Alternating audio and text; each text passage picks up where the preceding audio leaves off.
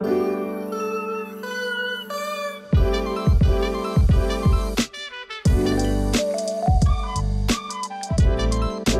CPTS de La Rochelle a été créée en mai 2022. Ce qui est remarquable au sein de cette CPTS, c'est la pluralité au niveau du bureau, la pluralité des professionnels de santé au niveau du bureau. Nous comptons à peu près 200 adhérents sur une population de 800 professionnels de santé, dont 80 médecins généralistes qui sont adhérents à la CPTS La Rochelle, pour une population de 78 500 habitants.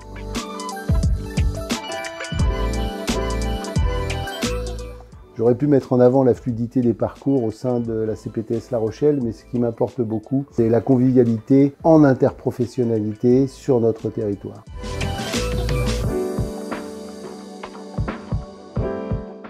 Nous avons réuni tous les professionnels de santé de la communauté d'agglo de La Rochelle. Au cours de plusieurs réunions, nous avons défini 3 territoires, La Rochelle Sud, La Rochelle Nord et La Rochelle Centre-Ville. Avec les professionnels de santé désirant s'impliquer dans la CPTS La Rochelle, nous avons défini une lettre d'intention que nous avons proposée à l'Agence régionale de santé et à la CPM La Rochelle. Celle-ci a été acceptée. Nous avons mis en place un projet de santé qui a servi de canevas au futur accord cadre interprofessionnel.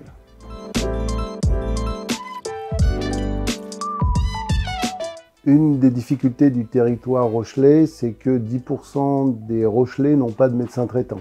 Nous avons demandé à nos médecins traitants adhérents s'ils avaient la possibilité de prendre des patients en plus, des patients supplémentaires dans leur file active de patients. 30 médecins généralistes ont répondu à cet appel, ce qui nous a permis de dégager des créneaux disponibles en répondant à plus de 75% aux demandes de patients.